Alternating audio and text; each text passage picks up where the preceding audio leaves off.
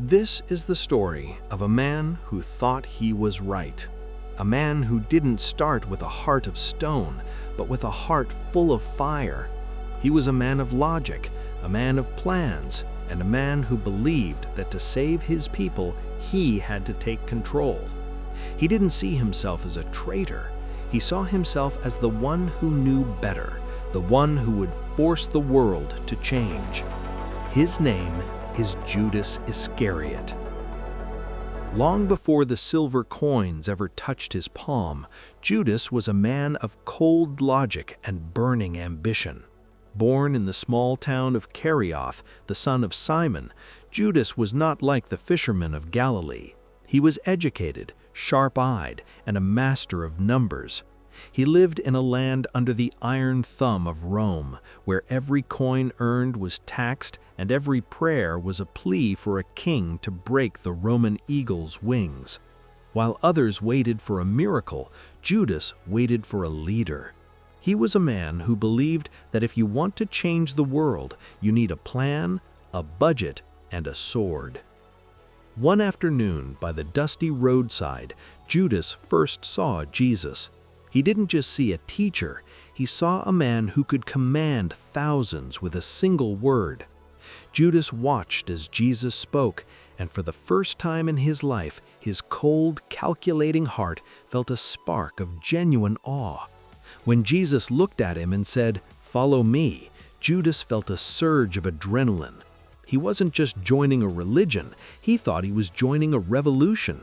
Because of his skill with math and his organized mind, he was given the group's money bag. He became the treasurer of the kingdom. In those early days, Judas was proud. He walked tall, believing he was the smart one among the simple fishermen, the one who would help manage the finances of the new government Jesus would surely build in Jerusalem. But as the months turned into years, the Pixar-style brightness in Judas's eyes began to dim, replaced by a flickering shadow of confusion. He saw Jesus perform miracles, turning water to wine, feeding 5,000, and all Judas could think was, we could use this power to feed an army. We could sell the wine to fund the rebellion. But Jesus did the opposite. He gave everything away for free. He spent time with lepers who had no money and tax collectors who were hated. Judas began to feel a bitter sting of resentment. He would look into the money bag and see it emptying to help the poor, while the Romans grew stronger. He started to think Jesus was wasting his potential. Disillusionment turned into a slow-acting poison. He began to steal small amounts from the bag, justifying it to himself as a consultation fee for his wasted time. The breaking point came at a dinner in Bethany. A woman named Mary took a jar of incredibly expensive perfume worth a year's wages and poured it all over Jesus' feet. Judas watched, horrified by the waste. In his mind, that perfume was a missed opportunity, a lost fortune. When Jesus defended her, Judas felt a cold snap in his soul. He decided that if Jesus wouldn't lead the way Judas wanted, then Jesus had to be forced to action. He didn't want Jesus to die, he wanted Jesus to fight. He thought, if I hand him over to the priests, he will finally have to use his power to save himself and destroy Rome. He went to the temple, the cold stone floor echoing his footsteps. The high priests offered 30 pieces of silver. To Judas, it wasn't just money, it was a down payment on a new world. The Last Supper was suffocating. Judas sat at the table, the weight of the silver in his belt feeling like a lead weight. When Jesus knelt to wash Judas's feet, Judas pulled back instinctively. The touch of the Master's hand on his dusty skin felt like fire. He couldn't look Jesus in the eye. During the meal, when Jesus said, "What you are about to do, do it quickly," Judas felt a rush of cold air.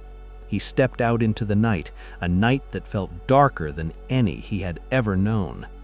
In the Garden of Gethsemane, the plan went into motion. He led the soldiers through the twisted olive trees. He approached Jesus and kissed him, a sign of friendship used as a weapon of betrayal. But when the soldiers bound Jesus and dragged him away, Jesus didn't fight back. He didn't call down fire from heaven. He went like a lamb. The next morning, the horror set in. Judas stood in the shadows of the courtyard, watching the man he had called teacher being whipped until his blood stained the stones. He saw the crown of thorns. He realized with a sickening jolt that there was no revolution coming. He had murdered the only person who had ever truly loved him. The silver coins in his pouch now felt like jagged glass. He ran to the temple, his hair wild and his eyes red-shot with grief. He threw the money at the priests, the coins clattering and rolling across the marble. "I have betrayed innocent blood," he screamed, but his voice only echoed back. The weight of the silence was too much. Judas wandered out of the city gates to a lonely, jagged cliff overlooking a valley of shadows. The sun was hot, but he felt frozen.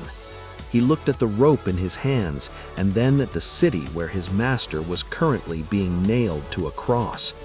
In a final act of overwhelming despair, unable to face the mercy he had rejected, Judas took his own life.